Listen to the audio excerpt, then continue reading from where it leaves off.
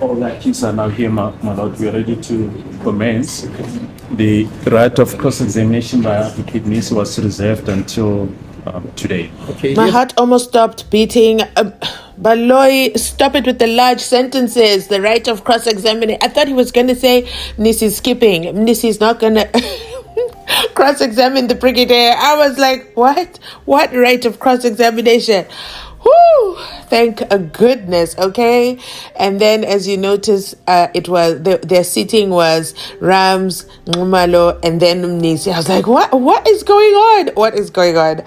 But hello, everybody. Welcome back to my channel. Let's get into this. Okay, let's get into MNISI Wemvula. Oh, the man said, don't worry about disrespect. Don't worry about it. You have bigger problems, and I represent each of your problems for the next couple of weeks. Let me know in the comment section your prediction. How long will MNISI take? The judge wanted to know, but I want to know, what's your prediction? He did say, though, he's going to be long.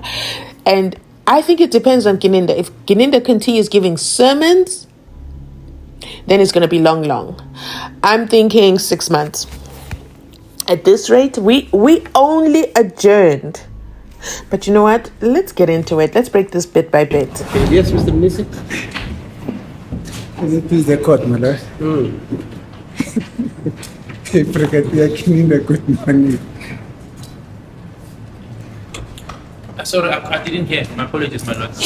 I couldn't hear. What's good? Well, I'm saying just good morning. Oh, good morning, Advocate MNISI. Thank you. You know, there's something that has been bugging me here. So the budget is still under oath. Oh, okay. Thank you, my lord. Yes, no chat, my lord. You know, there's something that has been bugging me here, and it still continues to bug me. That has been happening for some time.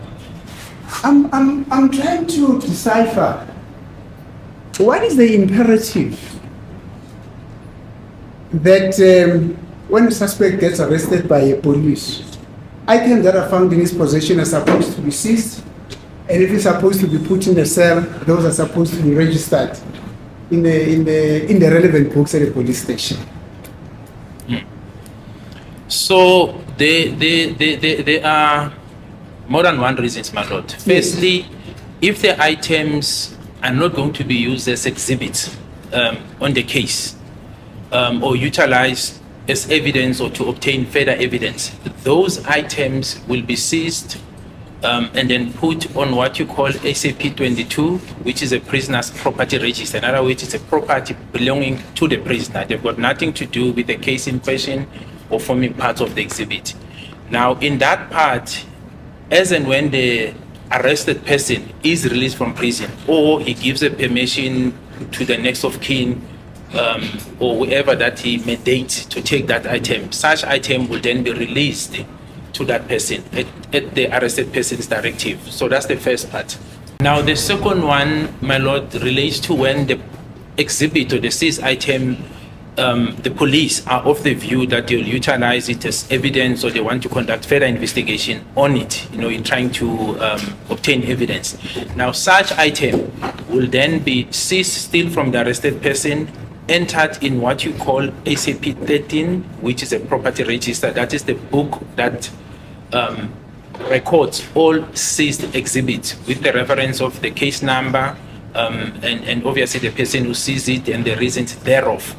Now, once it's taken there, it is now forming part of, obviously, the investigation. It depends on the item, whether it will be something that will need to be sent to the forensic if it's drugs for confirmation. Firearms, in that instance, will have to be forwarded to ballistic. Cell phones will have to be downloaded. So it depends. It depends what is in there. But those items then are seized, and they will remain there until the police have exhausted or finalized the investigation, my lord. That is the second part. Item on the second part, my lord, will then be disposed accordingly after. If, for example, the matter goes to court, after the such exhibit has been utilized, this exhibit, the matter has been finalized, an order can be given by the court, and then it will be disposed accordingly, depending on the order that is there.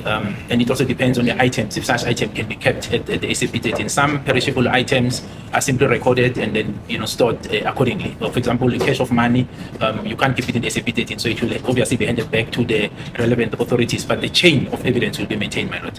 Those are the reasons, my lord. Thank you. Just, my lord, with the leave of court, may I approach to that other microphone. I'm a little bit far. I can't hear properly. At least the echo Yeah, fine, today no is problem. not as cold as it was on Monday. Thank you.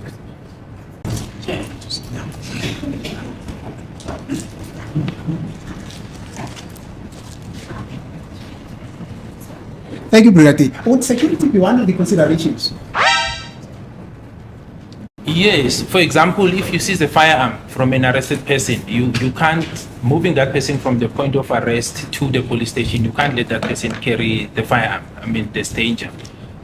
Cell phones as well, you might tend to think that if the cell phone is left with the arrested person to the detention, you know, all manner of things. Yes, security does form part of the reasons, my lord. Thank you, Brigadier.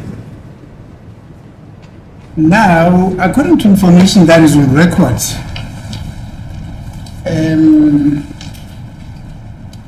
Sergeant Mokhane, and the late Sergeant Mabena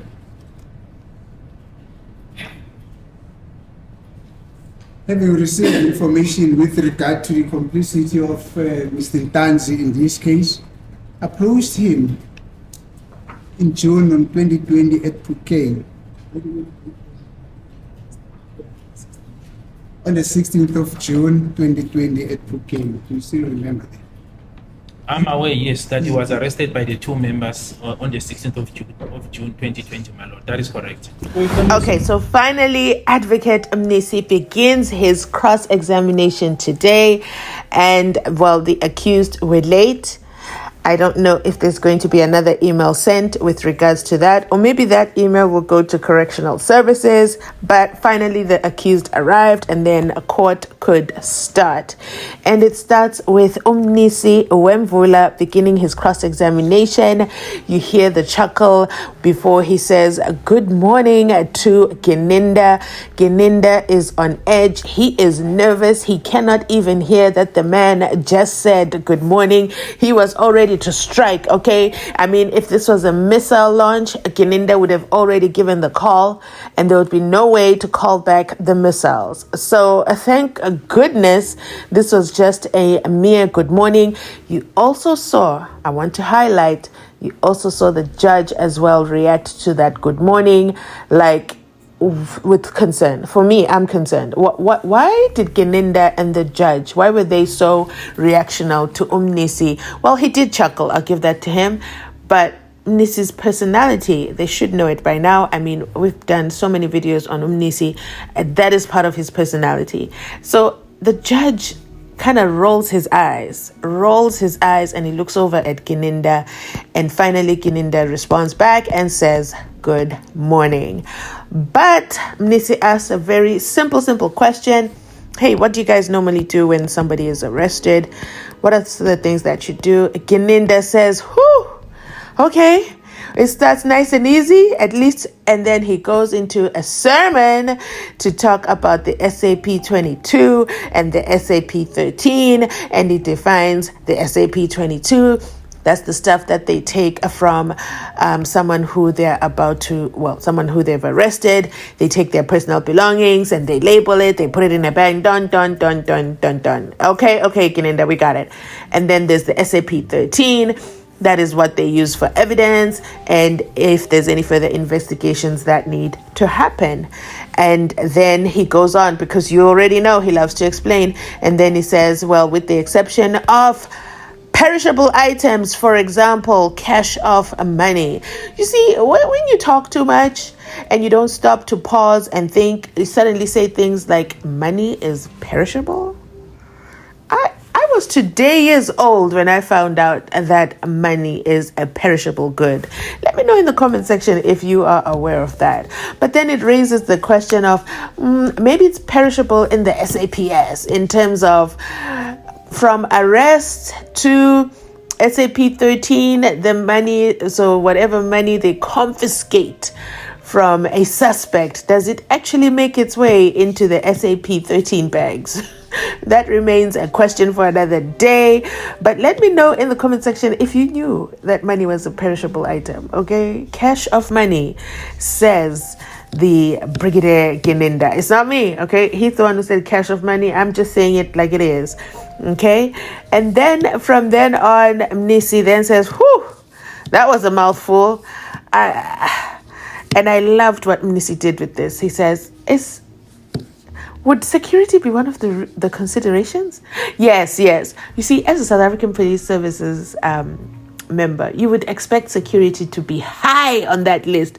You would have expected it to have been the very first thing the brigadier talks about, but he doesn't even talk about it until he puts a full stop, until MNISI asked him, hey, what about security? For me, that was quite embarrassing. And that was quite embarrassing for a whole brigadier, as MNISI would say, a well-decorated brigadier. But you know what? Asikolapo, that was interesting. Gininda responds back and says, yes, for example, if they have a firearm, that's a huge security. It's too late, sir. It's too late. You wanted to talk to us about the SAP-22. Okay, SAP-22, for those who might not know, that would be the watch that they're wearing, I don't know, the t-shirt, shoes, anything like that, which has no relevance to whatever they're being arrested for. Then MNISI introduces the topic of the day. MNISI surprises everybody. And you know yourselves, okay, all the comment, there were so many comments about Ramasipili, how you guys felt about it. And some of those comments were real tough and I ignored them. You know that I say I read all comments, and I literally do read them all. And I was like, you know what? I'm not going to delete these. I'm not going to respond because I don't want to encourage cancel culture. Now, to everybody who typed out all those comments, what say you now? What say you now? I mean, the fat lady hadn't sung yet, okay? There's the saying, I think it says, it's not over until the fat lady sings. But man, that comment section, if I revisit some of those comments were intense. But lo and behold, there's actually a strategy at play. And MNISI surprises the brigadier, and he's like, nope, we're not going back to topic number 1, which was the bone of contention on our last interaction. We are going to topic brand new. I'm going to surprise everybody. Sergeant Mohane and Sergeant Mabena approached Mr. NTANZI. Huh? What do you mean, NTANZI? Wait, accused number 2? I think even Brigadier Gininda started to malfunction, because what are we doing? I was ready to talk all about accused number 3. So you know what? That's a very lengthy exchange that they have in their intro. I'm going to make that a separate video, of course, because it was so interesting, so interesting. I'm not even going to chop off much of it because I love what MNISI did. MNISI said, we're starting at the very beginning of this of them Gulagatos, because you sat down with Absalom Zungu. I mean, you've had all those conversations with Ramasipili. My name is Advocate MNISI, and I'm taking it all the way back, okay? You're going to tell me step by step, process by process, procedure by procedure. And I'm going to take my time with you until we figure out what steps were missed, and that is going to result in a mistrial. This is so interesting. But let me end it here. I'll catch you on my next upload. You know the things that make me happy: like, comment, subscribe. And you know what? Today, share it with the last 3 people you chatted with on WhatsApp, because section 205 should reveal that you shared Mzansi Unfiltered video, okay? Thanks for watching. I'll catch you on my next upload. Mzansi Unfiltered, checking out. Catch you on my next upload. My lord, I mean, that's it. Yeah.